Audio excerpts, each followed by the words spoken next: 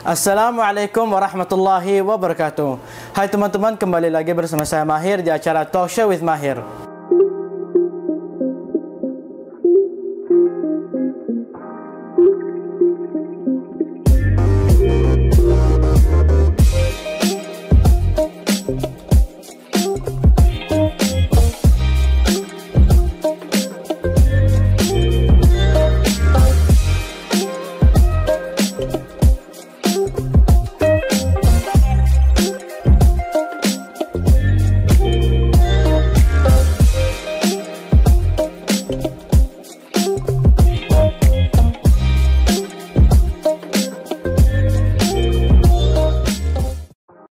Nah, di talk show episode ke-7 kali ini, bintang tamu kita adalah salah satu dosen di Universitas Negeri Semarang dengan lulusan gelar Magister Komunikasi yaitu MKom dan juga gelar Filosofi yaitu PhD. Beliau adalah Bapak Farid Ahmadi. Assalamualaikum Bapak. Waalaikumsalam warahmatullahi wabarakatuh. Sehat Bapak? Apa kabar? Alhamdulillah sehat Pak. Bapak apa kabar Pak? Alhamdulillah sehat walafiat, luar biasa. Alhamdulillah sehat walafiat. Nah teman-teman, topik kita kali ini adalah menggapai cita dengan beasiswa. Nah, bagi teman-teman yang ingin masuk kuliah ataupun melanjutkan kuliah ke jenjang selanjutnya yaitu S2 ataupun S3 lewat jalur beasiswa, nah pas banget karena di talk show kali ini kita akan bahas mengenai beasiswa. Oleh karena itu, kali ini kita akan berbagi cerita dan pengalaman bersama Bapak Farid Ahmadi saat beliau mendapatkan 6 beasiswa ke luar negeri. Penasaran kan? Langsung saja kita tanya ke Bapak Farid Ahmadi. Nah Pak, seperti yang diketahui Bapak mendapatkan sebanyak 6 beasiswa ke luar negeri, Masya Allah, Tabarakallah. Nah kalau boleh tahu Pak, beasiswa apa saja yang Bapak dapatkan saat itu Pak? Oke, terima kasih Mas Mahir. Ya, sama-sama. Mungkin kalau sedikit ya, kalau 6 beasiswa itu tidak semuanya beasiswa ke luar negeri, ada beasiswa dalam negeri juga. Gitu ya, kalau Pak. di total gitu. Jadi ada beberapa beasiswa yang saya dapatkan di dalam negeri, di Indonesia tercinta dan juga ke luar negeri gitu. Ada beberapa beasiswa yang sudah pernah saya raih. Itu saya dapatkan sejak kuliah S1 ya. Kuliah S1. Sudah masuk kuliah S1 dulu ada beasiswa PPA dan beasiswa BBM. Mungkin para pemirsa sudah pernah ada yang dengar beasiswa tersebut ketika kita menjadi mahasiswa di semester 2 itu kita diperbolehkan apply beasiswa PPA, beasiswa prestasi. Ada juga beasiswa dari Yayasan Dian Iswantoro. Waktu itu saya kuliahnya kebetulan di Indonesia, kuliah di Universitas Dian Iswantoro, di mana ada Yayasan Dian Iswantoro yang memberikan beasiswa kepada mahasiswanya untuk kuliah di sana. Itu saya dapatkan.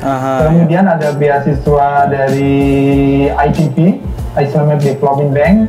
Di beasiswa tersebut yang mengantarkan saya kuliah doktoral program di Central China Normal University, dan selama saya kuliah S3 di China juga mendapatkan beasiswa dari pemerintah Cina untuk research, dan seluruh research yang saya lakukan didanai oleh beasiswa tersebut. Ada juga beasiswa dari postdoctoral program, yaitu dari IDB juga yang bermarkas di Jeddah. Itu beberapa jenis beasiswa yang saya dapatkan. Begitu Mas Mahir. Berarti Bapak mendapatkan beasiswa lewat jalur seperti dari pemerintah, kemudian dari yayasan, universitas, seperti itu ya Pak? Ya, berbagai lembaga yang menyediakan beasiswa kita harus gencar untuk meraihnya. Mereka juga siapa lagi yang akan diberikan kalau tidak putra-putri Indonesia gitu. Iya, benar Pak. Tadi Bapak sampaikan bahwasanya Bapak mendapatkan 6 beasiswa, cuman tidak semuanya di luar negeri, melainkan ada juga di dalam negeri. Nah, apa saja yang beasiswa yang Bapak dapatkan di dalam negeri dan juga di luar negeri Pak? Cuman mayoritas tetap dari luar negeri kan Pak?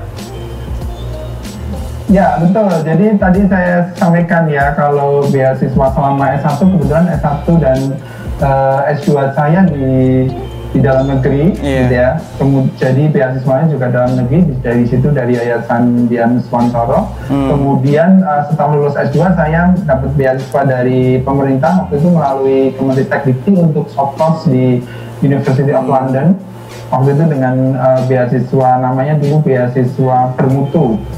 Nah, bermutu dari Kemenristek-Dikti Indonesia untuk studi di Inggris UK selama 1 semester. Kemudian doktoral program saya, S3 saya mendapatkan beasiswa dari IDB, Islamic Development Bank, di mana waktu itu bekerja sama dengan UNES, Universitas Negeri Semarang, untuk menyeleksi para calon yang penerima beasiswa.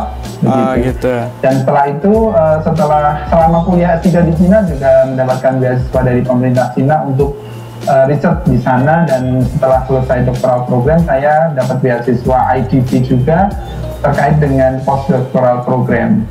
Gitu. Begitu, Ya. Mas Mahir. Oke. Kemudian apakah Bapak bisa menceritakan bagaimana Bapak bisa mendapatkan 6 beasiswa? Awal kronologisnya gimana, Pak? Ya, kalau berbicara mengenai proses cukup banyak yang harus kita lakukan ya. Tapi menurut saya memang keberhasilan seseorang itu tidak lepas dari doa orang tua dan doa seluruh sahabat dan keluarganya, begitu ya. Jadi selain perjuangan meraih beasiswa dengan usaha keras, berdoa dan didoakan oleh seluruh orang terdekat kita, juga kemampuan bahasa kita yang selalu ditingkatkan. Kalau siswa-siswi di Mekah ini saya yakin sekali bahasa Inggrisnya udah jago-jago. Amin. Tapi beberapa siswa di Indonesia yang barangkali tiap harinya tidak banyak belajar full dengan bahasa Inggris yang merupakan bahasa internasional, itu akan sulit untuk mendapatkan beasiswa luar negeri terutama. Kemudian juga kita harus sering browsing ini, sering mencari informasi dari website begitu. Setiap penyedia beasiswa baik institusi pemerintah ataupun lembaga-lembaga swasta itu pasti menginformasikan seluruh rekrutmen beasiswanya melalui website. Jadi dulu saya rajin-rajin tiap hari lihat websitenya Kemenlu, lihat websitenya embassy yang ada di Indonesia begitu ya, karena mereka lah yang menyediakan beasiswa gitu. Begitu tahu infonya di website ada, apply, siapkan semua dokumen-dokumennya, siapkan kemampuan bahasa Inggris, siapkan proposal research, siapkan hal-hal yang terkait dengan interview, karena nanti akan ada interview dari pemberi beasiswa gitu ya. Itu yang bekal yang harus kita siapkan. Sepertinya hal seperti itu yang harus kita siapkan, Mas. Jadi selain berdoa dan meminta doa dari orang tua, keluarga dan orang terdekat kita, juga berjuang di kemampuan bahasa Inggris, berjuang di proposal research gitu ya. Kemudian juga mencari informasi sebanyak-banyaknya dari internet gitu. Ingat ya teman-teman, tadi Pak Farid Ahmadi menyampaikan 2 cara agar memudahkan kita untuk masuk beasiswa itu. Yang pertama, kita harus menguasai ilmu bahasa Inggris, karena bahasa Inggris sangat penting sekali.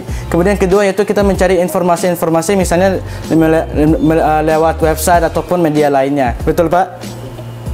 Ya, betul sekali, Mas. Nanti setelah kita tahu informasinya di website ya, kita siapkan seluruh apa yang dibutuhkan dan ketentuan yang ada di website tersebut. Begitu. Kemudian Bapak tadi sampaikan bahwasannya bekal bahasa Inggris sangat penting sekali, Pak. Mengapa bahasa Inggris menjadi sangat penting sekali, Pak, untuk memudahkan kita mendapatkan beasiswa, Pak? Iya, tentunya kan bahasa Inggris itu kan bahasa internasional ya, bahasa internasional. Jadi baik dari mulai mencari informasi itu juga sudah bahasanya semua bahasa Inggris gitu ya. Kemudian salah satu syarat utama ketika kita apply beasiswa itu adalah nilai IELTS, nilai skor TOEFL dan seterusnya. Itu kan dibutuhkan latihan dan dibutuhkan banyak belajar menyelesaikan soal-soal TOEFL seperti itu. Itu yang kenapa kita harus berjuang untuk belajar secara total untuk bahasa Inggris gitu, karena selain seluruh komunikasi ketika kita apply, seluruh komunikasi ketika kita sudah diterima nanti, dan syarat-syarat dokumennya semuanya juga memerlukan bahasa Inggris gitu. Dan sepertinya akan sangat sulit ketika kita tidak punya kemampuan bahasa Inggris untuk mengurus beasiswa luar negeri gitu. Jadi Bapak juga menyampaikan bahwasanya bahasa Inggris menjadi bekal yang sangat penting. Dan Bapak juga tahu kalau misalnya di Sekolah Indonesia Mekah juga ada lembaga yaitu English Club yang memberikan edukatif kepada siswa-siswi Sekolah Indonesia Mekah tentang pentingnya bahasa Inggris. Nah, menurut Bapak lembaga seperti English Club ini bagaimana menurut Bapak, Pak? Oke, ini saya kira ketika di sekolah manapun gitu ya, baik di sekolah Indonesia atau yang ada di luar negeri, itu lembaga-lembaga atau klub-klub yang secara concern meningkatkan kemampuan bahasa Inggris siswa-siswinya itu sangat bagus sekali. Itu saya dukung sepenuhnya. Di universitas juga ada English Club. Jadi itu salah satunya adalah melatih dari speaking ya, melatih komunikasi kita dengan berbahasa Inggris. Karena salah satu penilaian dalam IELTS ataupun TOEFL itu kan ada yang namanya speaking. Nah, saya kira itu sangat luar biasa bagus sekali manfaatnya ketika di sekolah sejak dini, sejak SMA itu sudah dibekali dengan banyak beribu bahasa Inggris dengan klub-klub Inggris yang disediakan di sana. Itu saya dukung sekali, Mas. Jadi selain lembaga formal kursus bahasa Inggris yang dimana di sana nanti dibutuhkan untuk legalitas dokumen TOEFL dan seterusnya, kalau yang meningkatkan kemampuan speaking dan komunikasi ya bahasa Inggris antar siswa itu saya kira salah satunya ya dengan klub-klub yang didirikan oleh sekolah. Ya. Ingat itu ya, luar biasa sekali.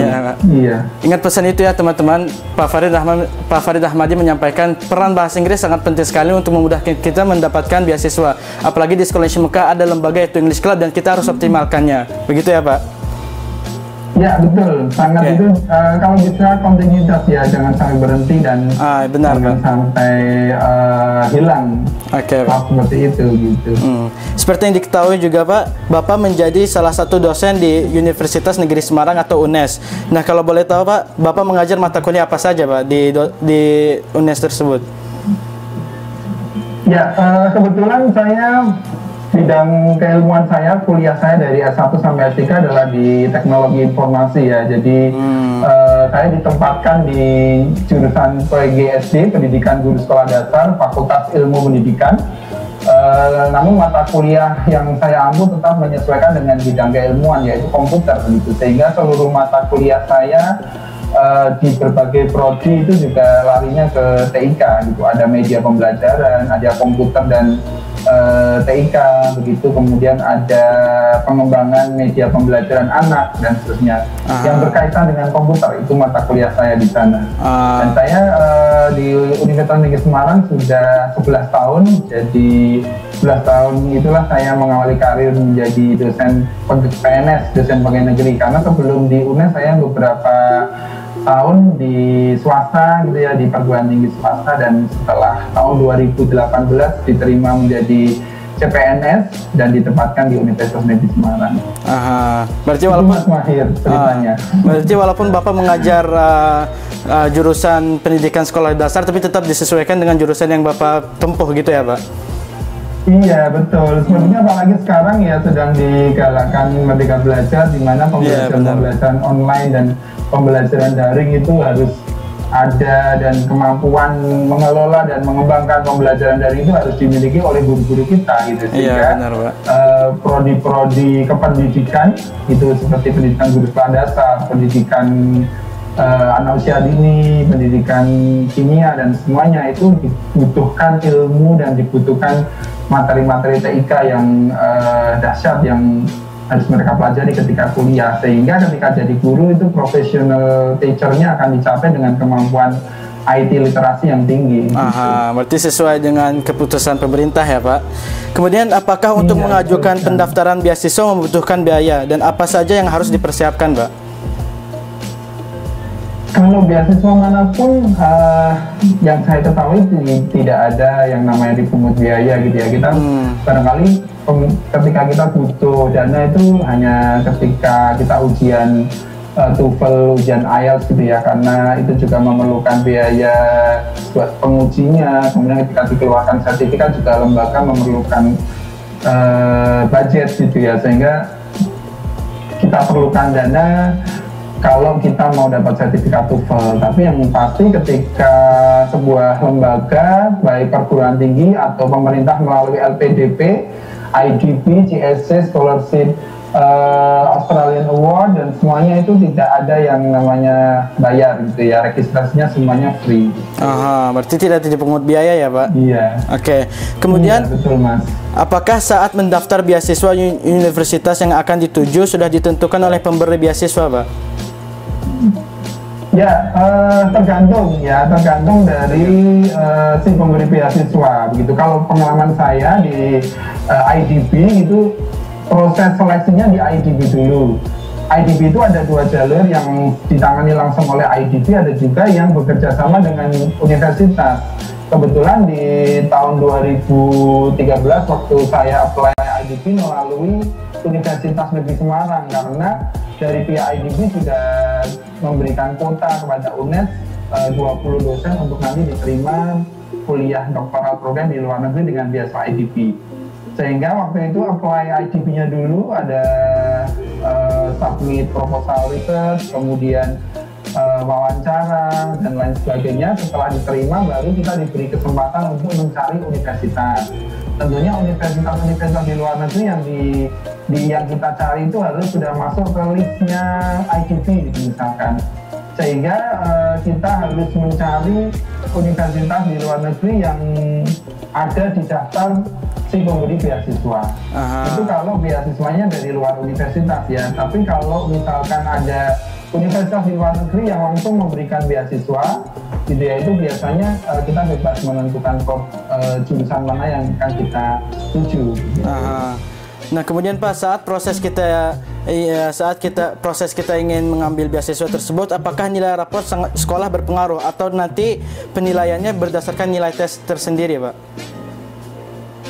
Ya, oke. Jadi kalau itu juga tergantung dari beasiswanya ya, beasiswanya dari mana. Kalau saya ketahui kalau beasiswa masuk di S1 itu dengan melalui jalur SBMPTN, jalur jalur SNPTN, yaitu juga portofolionya berdasarkan nilai raport ya. Iya, benar. Tapi kalau beasiswa di luar negeri itu sebenarnya tidak banyak yang melihat nilai raport, hanya final score aja di sertifikat akhir gitu. Berarti ya, tergantung ya Pak? Tergantung beasiswanya, itu semuanya nanti kebanyakan kalau beasiswa di luar negeri yang dilihat adalah skor akhir di ijazah, kemudian nilai skor TOEFL atau IELTS, dan hasil wawancara begitu. Tapi kalau beasiswa Indonesia yang S1 seperti bidik misi, kemudian ada juga yang melalui jalur SNPTN, itu kan dilihat dari nilai raport ya. Sehingga lebih baik nilai raportnya juga bagus dulu ini sebagai modal untuk mencari beasiswa. Benar Pak. Tidak ada salahnya. Oke, selesai kita bicarakan mengenai beasiswa, sekarang kita sedikit bercerita tentang perjalanan karir Bapak. Nah, bisa tidak Pak bercerita sedikit tentang perjalanan karir Bapak, Pak? Iya, oke. Jadi kalau berbicara mengenai karir saya memang panjang ya, panjang sekali karir dia. Jadi mungkin durasi waktunya harus panjang. Tapi kalau saya cerita sedikit ini, sebelum jadi dosen di Universitas Negeri Semarang, saya sudah melalui proses dosen terbang, kalau orang mengistilahkan gitu ya. Dosen terbang itu dosen tidak tetap yang mengajar di beberapa universitas gitu. Tapi setelah tahun 2008 saya coba ikut seleksi tes CPNS di Universitas Negeri Semarang dan alhamdulillah diterima. Itu sesudah 8 kali saya ikut tes CPNS. Wah, Masya Allah. Jadi bagi kalian nanti ketika tes CPNS sekali udah gagal atau 2 kali gagal, jangan berkecil hati, dia masih ada banyak kesempatan, karena kegagalan itu adalah keberhasilan yang tertunda gitu ya. Saya 8 kali tes CPNS, jadi setelah 8 kali itulah terakhir rezekinya ada di Universitas Negeri Semarang, sehingga saya diterima di sana. Nah, setelah diterima di Universitas Negeri Semarang, tahap demi tahap proses menjadi dosen yang profesional saya lakukan, dari mulai update level pendidikan dengan kuliah S3 dan penelitian, pengabdian, pengajaran tridharma perguruan tinggi, itu kemudian saya lakukan untuk memenuhi tugas profesional sebagai dosen. Ya, jadi perjalanannya adalah ke tahun 2008 akhir sampai sekarang. Berbagai kegiatan saya lakukan di Universitas Negeri Semarang, dari mengajar, meneliti, mengabdi, kemudian mengisi acara di berbagai tempat, termasuk pertukaran dosen yang pada tahun 2018 saya lakukan di Arab Open University di Jeddah ya. Jadi selama 1 semester saya mengajar di sana sebagai program visiting profesor, di mana Universitas Negeri Semarang 2 dosen mengirimkan ke Arab Open University Jeddah untuk mengajar di sana. Itu pengalaman yang sangat luar biasa, yang bagaimana saya mengajar mahasiswa Middle East yang dengan berbagai karakter dan berbagai kelucuan dan berbagai hal-hal yang belum pernah saya dapatkan ketika mengajar di sini gitu di Indonesia. Tadi Bapak tadi Bapak sampaikan kalau misalnya Bapak saat ingin menjadi dosen di UNES, Bapak melewati 8 tahap kali ujian ya Pak. Nah, apa yang menjadi motivasi Bapak saat itu Pak? Untuk tetap bergigih mengikuti jalur tersebut Pak? Ya, baik. Jadi saya rawat dikit nih. Jadi 8 kali tes CPNS itu tidak di Universitas Negeri Semarang gitu ya. Jadi kan di Indonesia itu kan kalau sudah lulus S1, kalau dulu mau lulus SMA ya, itu kan ada tes CPNS di berbagai departemen atau di berbagai kementerian gitu ya, atau di pemerintah kota gitu ya. Saya ikut nih di Kementerian Agama ikut tes, gagal. Kemudian di Universitas Negeri yang lain selain UNES juga saya pernah ikut tes, gagal. Ada di Kementerian apa ya dulu, Pertanahan Nasional ikut gagal, kemudian di Pemkot pemerintah daerah Kendal itu juga saya ikut gagal. Nah, pada saat tahun 2008 baru saya mencoba untuk beradu nasib mengikuti tes dosen CPNS di UNES, itu baru berhasilnya di sana. Gitu. Ya memang doanya orang tua saya harus ngajar di UNES ini biar banyak bisa mengabdi dunia pendidikan. Berarti doa orang tua tetap nomor 1 ya Pak? Iya, saya kira doa dan doa restu dan doa orang tua itu sangat berarti. Maka dari itu kalau kita sebagai kalian siswa-siswi masih muda dan memiliki orang tua yang lengkap itu selalu dijaga dan selalu minta didoakan dan menjaga hubungan baik dan berbakti pada orang tua, itu yang sangat penting sekali menurut saya. Oke, Pak. Soal terakhir nih Pak, apa pesan Bapak kepada siswa-siswi Sekolah Indonesia Mekah dan juga kesan Bapak saat mengunjungi Sekolah Indonesia Mekah pertama kali Pak, sekitar 3 bulan yang lalu, jika tidak salah 3 bulan yang lalu Pak? Iya. Jadi tahun 3 bulan yang lalu, tepatnya bulan Februari ya 2020 itu sangat luar biasa sekali bagi saya itu, karena 2 hari setelah saya pulang dari Saudi itu Saudi di lockdown 2 hari setelah saya pulang Indonesia itu ya. Jadi tanggal masih ingat 21 Februari saya. Walaupun di tahun 2018 saya setelah 4 bulan di Jeddah itu belum pernah berkesempatan sudah di Sekolah Indonesia Mekah Mas. Jadi 2 kali saya di tahun 2018 itu. Sebelumnya pernah juga ya Pak? Saya hanya belajar dengan Bapak Ibu guru ya, waktu itu ada pelatihan di sana, tapi tidak ketemu di kelasnya, siswa-siswi hanya tersapa aja. Tapi alhamdulillah 3 bulan yang lalu kan sempat ada kegiatan saya mengajar di kelas gitu ya. Jadi luar biasa sekali semangat siswa-siswi di Mekah begitu ya. Luar biasa semangat belajarnya, luar biasa kemampuannya, dan saya yakin sekali kemampuan bahasa Inggrisnya itu juga luar biasa sekali bagus gitu ya. Apalagi bahasa Arabnya sudah nggak ditanya lagi ya. Nah, sehingga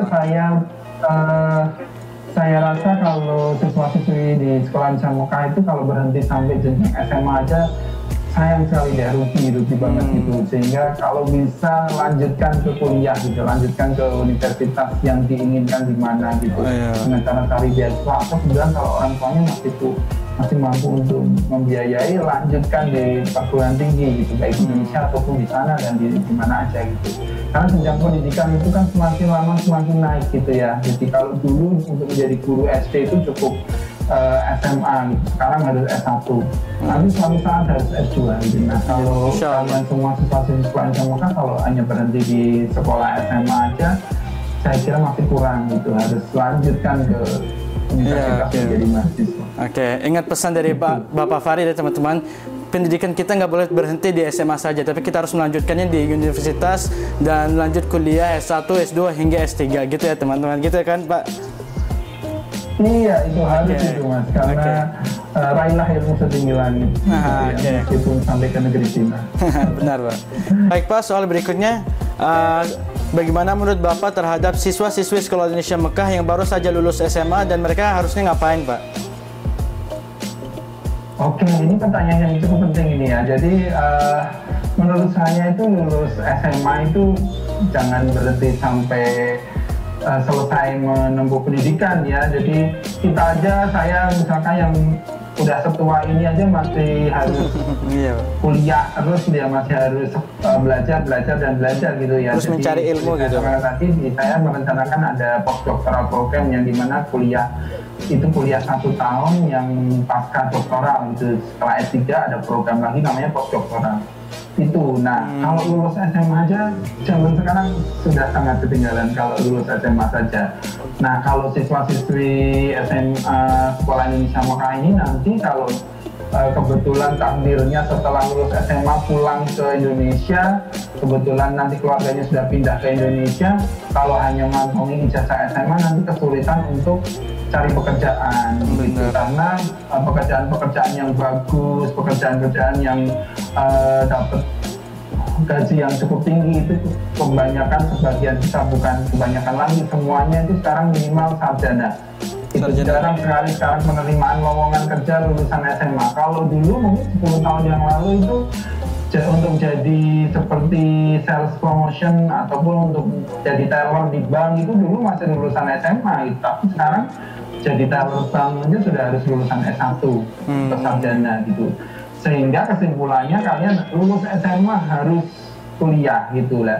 Apalagi kok kalau orang tuanya mampu dan bahkan sudah didorong oleh orang tuanya untuk kuliah, kok kalau kalian malas tidak kuliah itu sangat rugi besar gitu.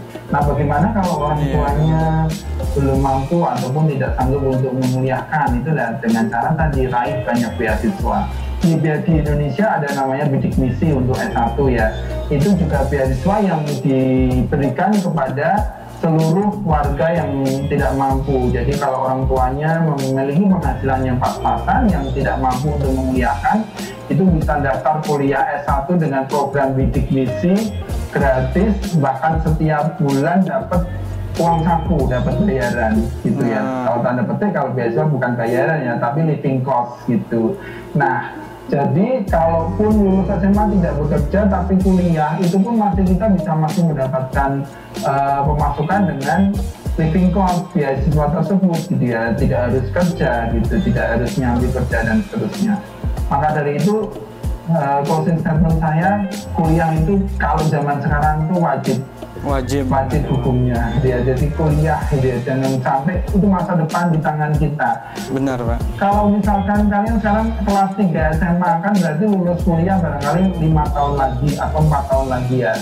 Nah, 4 tahun lagi itu saya kira zaman semakin modern, semakin milenial, dan tuntutan pekerjaan itu semakin tinggi, ruang lapangan kerja semakin sempit gitu ya, sehingga kita harus berkompetisi dengan yang lain. Nah, kalau kita sudah ngantongin ijazah S1, apalagi kok jurusan-jurusan yang sangat dibutuhkan gitu ya, seperti kedokteran, psikologi, hubungan internasional, komputer dan semuanya, itu saya yakin sekali masa depan akan di tangan Anda gitu. Kita senang dan bangga juga kan kalau kita bisa bekerja sendiri, bisa nantinya diterima kerja yang bagus dengan ijazah S1 kita, dan kita akan jadi kebanggaan orang tua dan keluarga kita.